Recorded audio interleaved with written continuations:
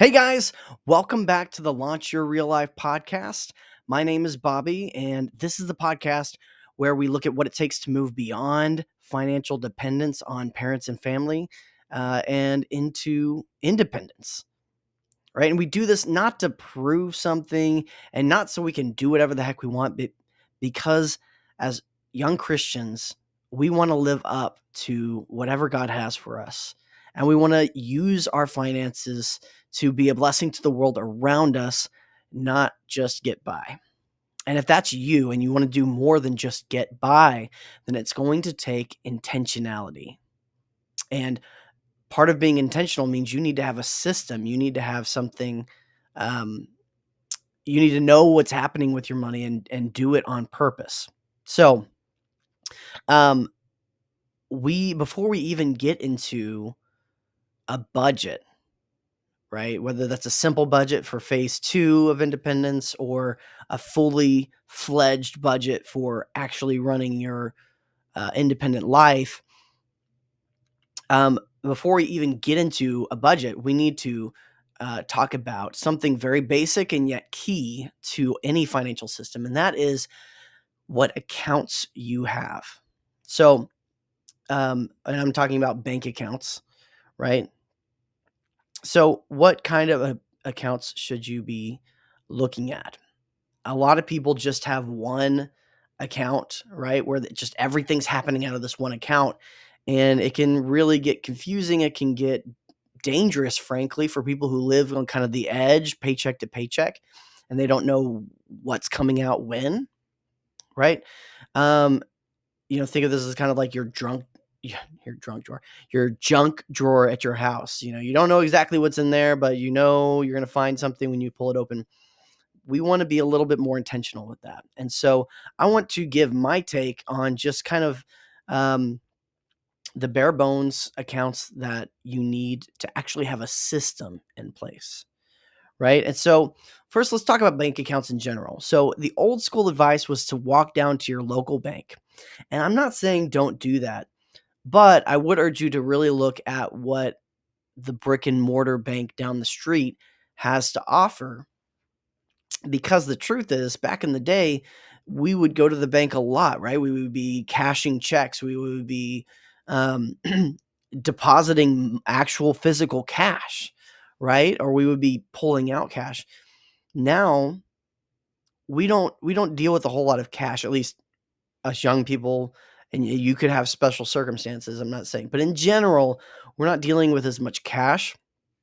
The number of times I, as an adult, have actually had an influx of actual cash that I needed to deposit, I could probably count on one hand. And when that happens, I just go get a money order and deposit that on my phone. All that to say, the thing about brick and mortar banks, your local bank down the street, there's nothing wrong with them, but they have higher overhead because they actually have a physical place they're maintaining, right? They have a lot of employees. And so usually, typically, your brick and mortar bank um, isn't going to have the same kind of interest rate on a savings account, for instance. They're usually going to be more fees, right? Minimum balances and fees, monthly fees, overdraft fees, and things like that. And when I've specified brick and mortar bank, the alternative to that is a lot of the bigger, primarily online banks, right? There are a lot of them out there. Capital One has a good Ally, has some accounts. There's a lot of bigger ones out there. USAA is primarily online. That doesn't mean that they don't have any physical locations. It just means that they really focus on their online presence. And because of that, they usually offer more competitive interest rates on their high yield savings accounts, right? Which can make a big difference. And they usually are a lot there's a better chance that they're not going to have any fees, any monthly fees. They might be more forgiving for overdrafts and things like that, which, not that we want to accept overdrafts. That is part of what we're going to be going into today. And so just do some research, look for some good banks, make sure you are not paying a monthly fee for your checking account. or any account, frankly. Um, that's the biggest thing. So, with that said, let's go on. So, um, we're going to start off with the main account, right? What I call a main account. We literally, my wife and I have an account that we've changed the name to Main. And this account is like it sounds like. This is the account where if you have direct deposit, that direct deposit's going into there. If you're cashing checks from work or wherever, you're cashing those checks into the main account. And all of your fixed recurring expenses, your bills, your utilities, your car payment, your cell phone payment, all those things, they're coming out of this main account. Okay. So that means um, all of your bills, any um, transfers you make to investment accounts, we'll talk about later, those are coming out of this main account, right? So it's kind of the main hub of your financial picture. Okay, that's where you're going to put up, your streaming services are going to come out of there. And again, this is a checking account. You want this to be a checking account because there's lots of transactions. A lot of with a lot of banks, savings accounts, they limit how many transactions before they start penalizing you. And so just make sure that's a checking account. And yeah, make sure all your automatic payments, are coming out of this account. Um, Now the second account was a game changer for me personally, and I'm sure there's people out there that this is super common sense, but to me, this really revolutionized our financial journey when this was shown to me, and that is to have another checking account that I call a spending account. You can call it whatever you want, but this is the account where at a fixed interval, usually either every time you get paid or once a week, maybe, you have a scheduled transaction from your main account to this spending account. And what the spending account covers is the day to day purchases, the day to day needs. Excuse me. So, groceries, entertainment, um, gas, the things that you're gonna need them every month, right? You need groceries regularly every month. You need gas, you need to fill up your car so you can get to work and whatnot. But you don't exactly say, "Okay, on the 5th, I go fill up my car and that lasts me the whole month." You don't say, "Oh, on the 10th, I go to the grocery store and I get the whole month's worth of groceries." So, these are regular expenses, but they're not fixed. They don't have a date and an amount that comes out. So, you're going to use that spending account debit card for those day-to-day purchases. Okay? So that way you keep it split, and you can still, what I love about it is if you're one of those people that you don't want to keep track of every little thing, you're more of a do I still have money in the account type of person, you can still live that way essentially, because you can just be looking at the spending account to know if you uh, have um, money left to spend for whatever that period is, whether that's the pay period or the week or what have you. The good news is, um, you won't be questioning, like, okay, I have this much left in the account. Is there going to be a bill that comes out, right? Because you know that all the bills come out of the main account. Okay, so you have the main account, you have the spending account. Again, that spending account will revolutionize your finances if you implement that rather than just like letting it be a free for all. The last thing that you need, um, the third account is a high yield savings account. I specify high yield savings account because literally it could be like 100 times the interest.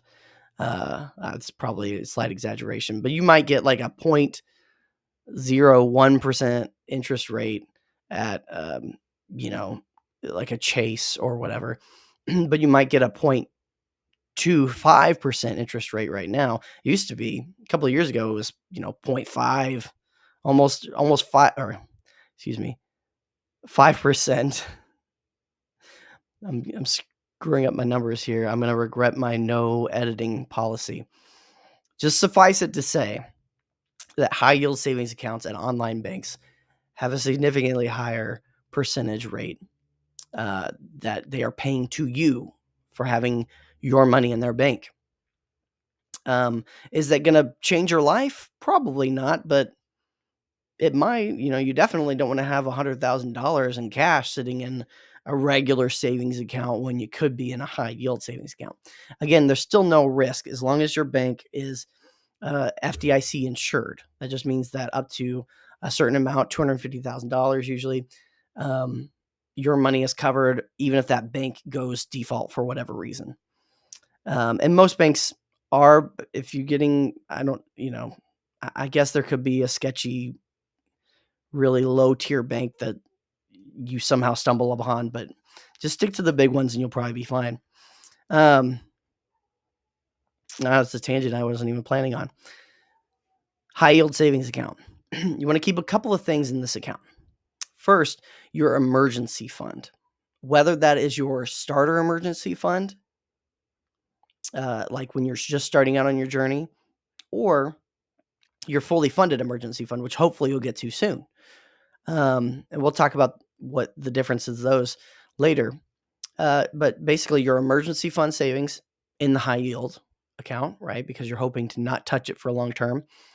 And also, another key thing that will change your financial life if you really internalize this is actually putting aside money as a part of your monthly budget for those unplanned, unpredictable expenses. So think about changing tires, for instance. Now, you know that your car is going to need new tires. Usually we don't know when, right? We start to see them getting ragged. We're just like, how much can we keep them going, or what's the deal here? So we don't know exactly when, but we know that we are going to need that. Same thing with car repairs.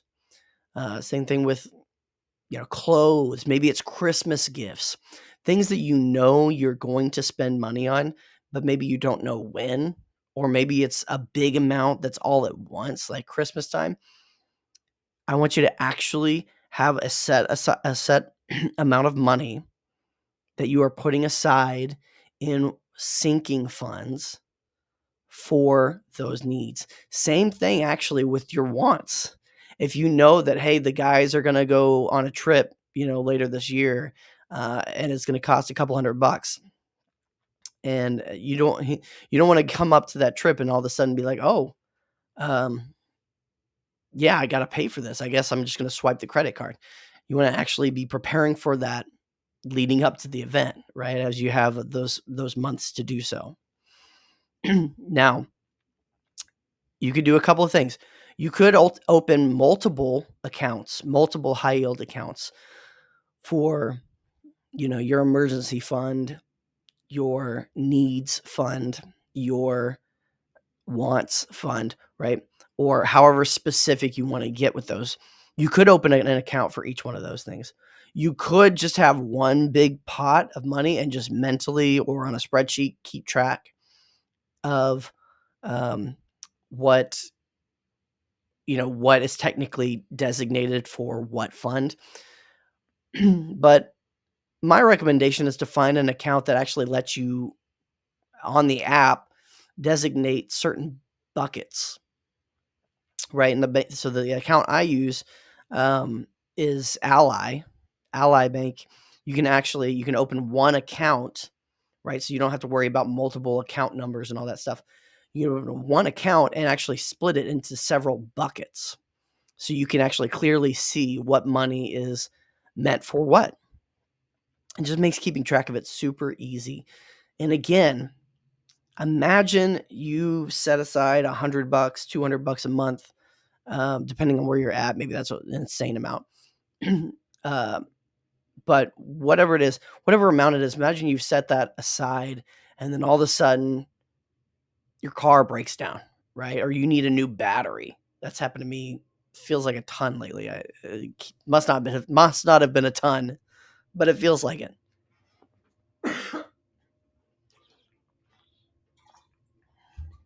Excuse me. Imagine coming up to that situation, and instead of scrambling, not knowing what you're going to do, you actually are like, hey, I've got this money right over here for this. um, I've had those moments where I'm like, man, it feels so good to be able to pay for this, and not even dipping into my emergency fund money, because I set aside money knowing that this kind of thing was going to happen. And so I really, really recommend doing that. So you have your main account, you have your spending account, and you have a high yield account where you are setting aside money for future things, and your emergency fund. A bonus account for those of you who have earned income that is reported to the government. So I'm not talking about if you do babysitting and the parents just pay you cash and none of it's ever reported to the government. But if you work a job and you get a W-2, right, that shows you have earned income, the government recognizes you have earned income, then you can open up a Roth IRA. And you've probably heard about this before. That's an individual retirement account. And I want you to be taking advantage of any employer money, an employer match. um, and if you have a ton of debt, this is not necessarily a priority. But if you're just working, and one thing that I recommend young people do is open an account and just start contributing something small. It can be small, like $20 a month, $50 a month, that's going into this account, and make sure you actually invest it in something. And there's lots of resources. I've had other things where I talk about different options there. But um, again, one, when you're young, just a tiny amount of money can make a huge difference in the long run, when you invest it over the long run. But also, as you get older, as your income increases, maybe you graduate and you get that full-time income, you're going to be so much more inclined, if you've already been contributing money, it's going to be so much easier to just turn up that dial and start contributing more and more and more on a monthly basis, because you already have the account, you already have the habit, and you can make that automatic. You can set up automatic transfers. In fact, for all of these accounts, I recommend automatic transfers, so that you're doing this on a regular basis. Maybe every time you have a paycheck, you have a scheduled transaction that the next day, however much money you've designated, is transferred to that spending account. And maybe on a certain day of the month, you have it designated where the specific amount that you've decided is transferred from your main account to the sinking funds in your high yield account, right? Make the system automatic. And if you are having trouble, if there's any risk that you're going to be overdraft, right, because you're just not on top of it, take some time, do it manually for a while.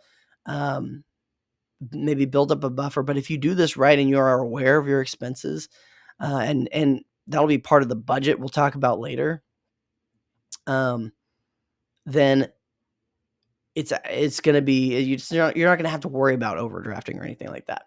But the good thing is that making these good habits automatic, making them easy, is also making the bad habits hard, right? It's harder to waste money when you have a certain amount that you can spend, that you can physically see that number going down. And a little bit different than just, envelopes in a budgeting app, which I do recommend as well. So that's a breakdown of the accounts that I want you to have for your financial system as soon as you start earning income, right? It can be small amounts in these accounts. You don't have to wait for that full-time job. It's good to get in the habit early. So I hope that that was helpful. My goal is to give you guys practical things that you can use in your day to day. So if that is true, please like the podcast, please subscribe, and leave a comment if you learned something, or if you just want to support, so that other people can see this episode. I really appreciate it. Thank you for being kind to my voice, because it is, still wanting to be a little bit froggy after all the sickness lately. Um, I'm really appreciative of everybody who happens to listen to this. So with that said, I will see you guys next week.